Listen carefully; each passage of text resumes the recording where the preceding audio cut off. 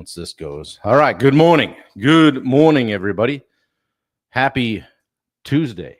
Yeah. Yeah. You know, every once in a while, you get to be around greatness. And I just, it's actually pretty cool. So, Steve, I want to ask you what that's like. It's been amazing. I just, I have to say that you are the only person that has a Keurig, a Nespresso, and a regular coffee maker.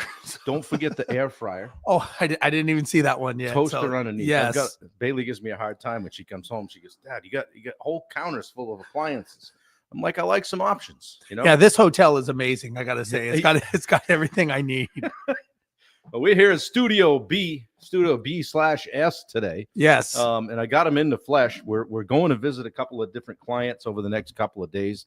Right here in road tour. We're doing a road tour. Yeah, we're on the road, man. And so we just we tore up the gym down here this morning. Oh yeah, we broke some shit. Yeah, and got a good lift in, and Steve lifted. I hit the treadmill, got a good sweat in. So we're sufficiently fired up. We're heading toward our second pot of coffee. And, let's fucking light this thing, man. Have a good time. So we got a short window today, guys, but we want to pop on number one. Do day 250. Wow. 250 days in a row. Good for you. Yeah, it's been well, I mean, we wanted to model consistency when we started this one. I say when I started this. And it's been quite a ride. Hard at times to get it in, whether it's been in an airport or, down here or at camp or on the road or just wherever, but it's been a priority. So I've learned a lot along the way, gotten better at my craft along the way. Hey, who put that license plate up there? It's Wendy's America. Whoa. She told me she was going to put it up. I just noticed it. Yeah, the old plate off Wendy's Jeep. But yeah, it's been fun. Gotten to know a lot of people. And in a lot of ways, it's just been cathartic for me, if you will. So let's get the comments going. See who's here. Look who is here. Tony Ruffin is back. Hey, I didn't see Tony sign up yesterday. Tony, what's the deal, man? Yeah, are you Tony? It's all about a commitment, man. That's the thing. Yeah. Hey, guys, we were talking about presence all the last 8 or 9 days. I guess something we'll go back to tomorrow, but today with Steve here, I just wanted to talk about kind of coming from a point of, when somebody tells us they're going to do something. Like Tony. And and we say, well, give it 90 days. Where would you be in 90 days? And what we want to talk about today is what life looks like for you in 90 days if you don't make a change and if you don't commit to something. And yeah, we're going to talk about Mach 5 because that's what we're doing. We want to get people in the room. So but also just in life and in working out and in the daily, and it's funny because like I know Steve has a standard. Yeah. Right. And I know it wasn't like, well, do you want to work out or not this morning? It was are we doing it here or are we going to the gym? It's happening. Yeah. So, and I respect that, and that drives me. So, who are the people in your life that you have around that do that for you, that drag you kicking and screaming, Yeah. sometimes. And sometimes that's what it takes. Everybody thinks, you're a high achiever. You don't need motivation. You don't need accountability. Sometimes we need kick in the ass. Yeah. Listen, I think everybody needs that person that will, basically say, no, you're getting up and going, right? Yeah. We all have those. Listen, we're humans, right? Everybody has bad days. Everybody has days that they're just like, fuck, I don't know if I have it in me, right? I mean, that's just reality, right? We're not machines. But the question to me is, what do you do when no one's looking? Those are your standards, right? Those are your core values. What do you do when the Bobs and Steves of the world are not around? When your family is assuming that you are doing what it takes to get the family to the next level, to get you to the next level? Are you the guy on the couch having fucking bullshit stories? Right. Because that's try, can't, and but are the three biggest loser words. Yeah. Because all you're saying is I'm going to try to work out. Hey, Bob, I didn't see you at the gym. Well, I didn't say I would. I said I would try. I was going to try. Yeah. I left the door ajar. Exactly. Yeah. And that way it's an option, right? If you just say it's your standard, I think you can see it probably behind me. which way I'm leaning, but the standard. And we talked a lot about that and you've met Ben Newman, and that's kind of where I learned that was with, that's your standard. Kicked my ass in that workout, I have to say. I was, I don't know, I was going to hang on, man. Been there, done that. I'm still sweating. Holy I just waited on the shit. shower. But yeah, the standard. It's not like I remember friend and client Matt Blood texted me one day from the gym. He's like, this is just, wasn't whether I was going or not today. This is just who I am now. This is what I do. Well, real quick, when I used to do my big events, my mansion events, and one time I had Iron Cowboy and became friends with him. And every morning I would see him and I go, "Hey man, did you work out today?" He's like, "Did you take a breath?" I'm like, "Yeah." He goes, "Then I worked out." Yeah. It was just, it wasn't even like, it almost became a joke. Right. That it's like, why would you even ask that question? Yeah. That's like the basics, right? That's like, this is just the baseline. I was watching a video. If you had heard of Cameron Haynes, guy that he shoots a bow and he runs and hangs out with Goggins and all this stuff. But he was talking yesterday on Instagram about, he's showing a video, his feet are all jacked up. He's running some 100, 200 mile race, and he said, you might think I'm crazy and you might think this is bullshit, but at the end of the day, you're still on the couch. I'm not. Yeah. Listen, it's what you do when no one's looking. Yeah. That to me is everything, because I get people all the time that will, pat me on the back and like you, right? "Oh, you're doing a great job." And it's like, what about you? Right. What are you doing to be better? Right. They don't have an answer. "Well, Steve, they got to read." Well, that's when man, it's not a good time for me. It's this, it's, my family, my this. And I'm like, are you done? Right. Because nobody gives a shit. I mean, and again, I say that lovingly, but I also say that in the sense of, you have to care more than anyone else. Right. And you and I care. Right. I mean, it's a matter of saying enough is enough. Right. I think that's the reality. We're tired of the same old shit, right? What's going to change, whether it's business or even your health or whatever, and something's got to change. Nothing changes, right? We're full of cliches, but to actually do it, get out of bed, do it. It's funny because getting up, as being a little older now, getting up early sucks more than it used to, right? I'll just be honest, right? And so coming down here early, I feel a lot better after I do it. So if you can just get down, I always tell people, like, do 10 minutes, just do 10 minutes, do 5 minutes, get committed to it a little bit.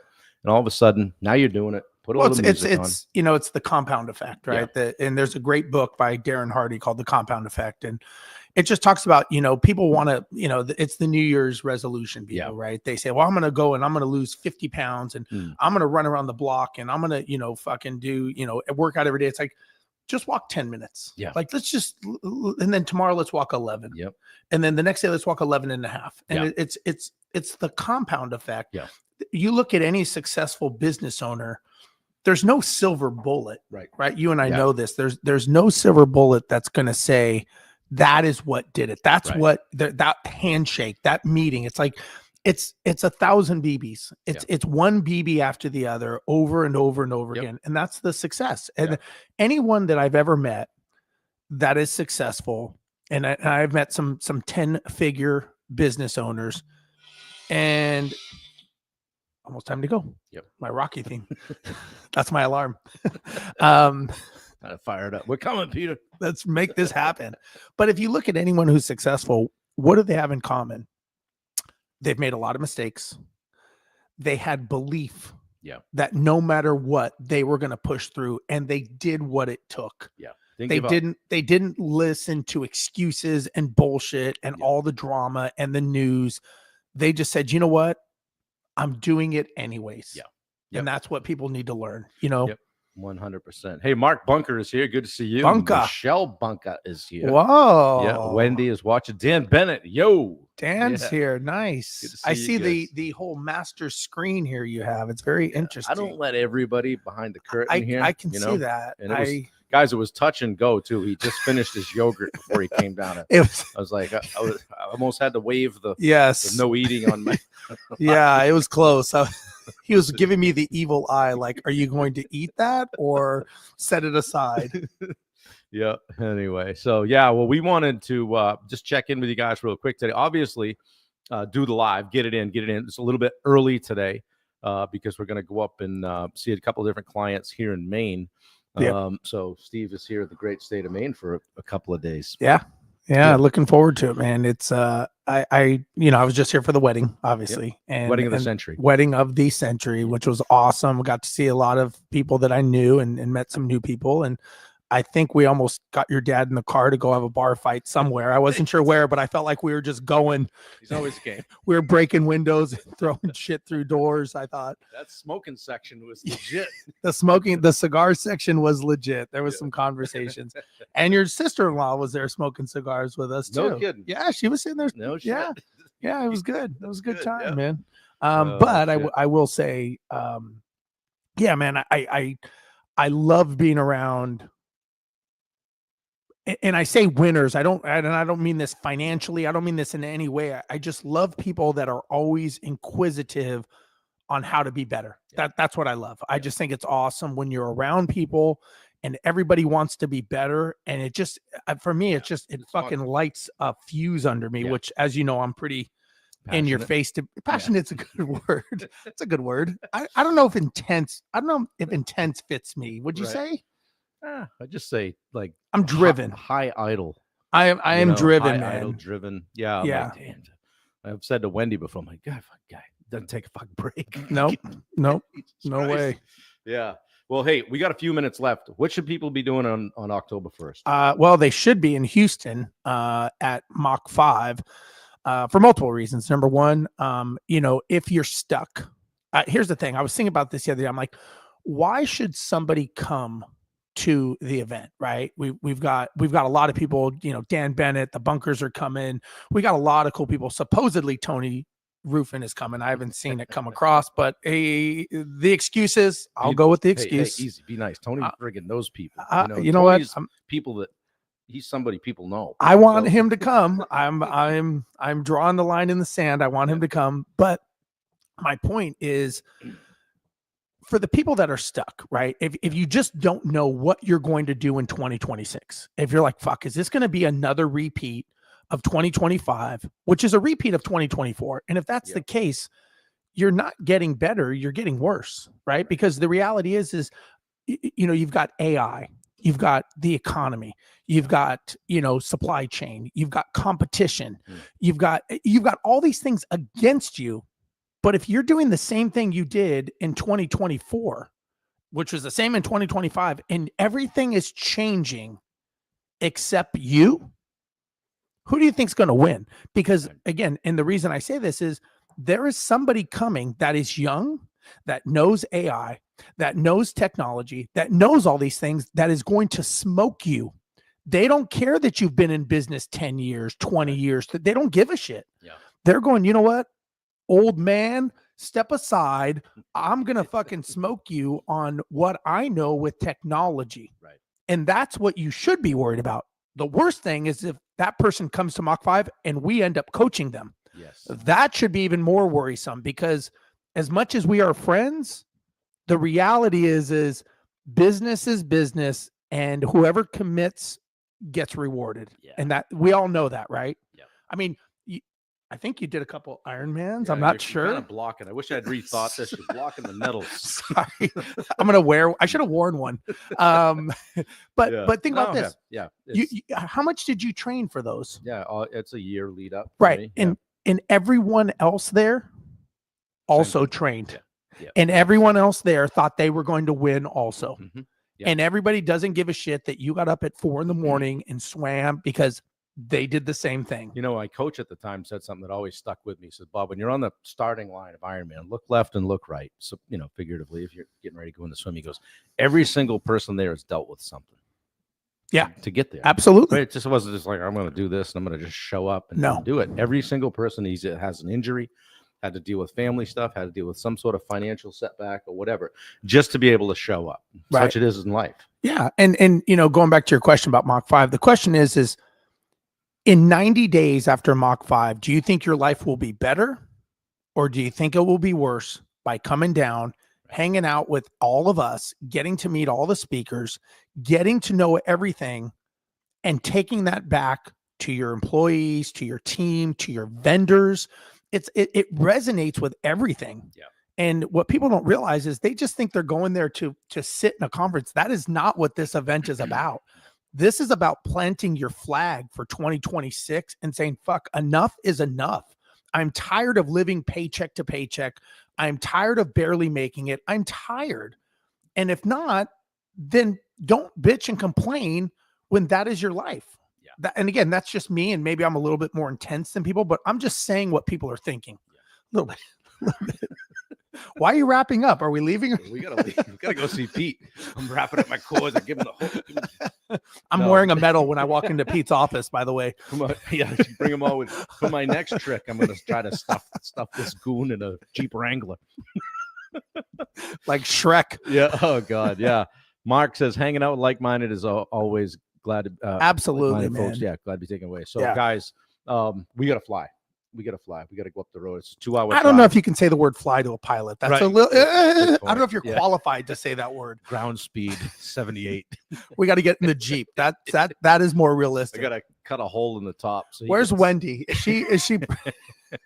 She's posting the links. Hey, look, Tony said I'll be there. I did. Okay. Yeah. Well, good, Tony. I look forward to hanging out with you, man. It's going to be awesome. Yeah, it's going to be good. It's going to be good. Guys, appreciate you. We got to fly. We got to get up the road. Going to Winter Park, Maine today. Where is that? Is that north? You can get there south? from here. It's north then south. Man, I didn't know America went this far north. It's 2 hours to Bangor, hour and 45 to Bangor, which is past Winterport, but it's 2 hours to Winterport. So figure that out. Here's a question. Yeah. What is the most eastern state in the United States? Does anyone know that? The most eastern state of the United States. Hawaii, if you wrap it back around. No? I thought it was a trick question. What kind of globe are you working on?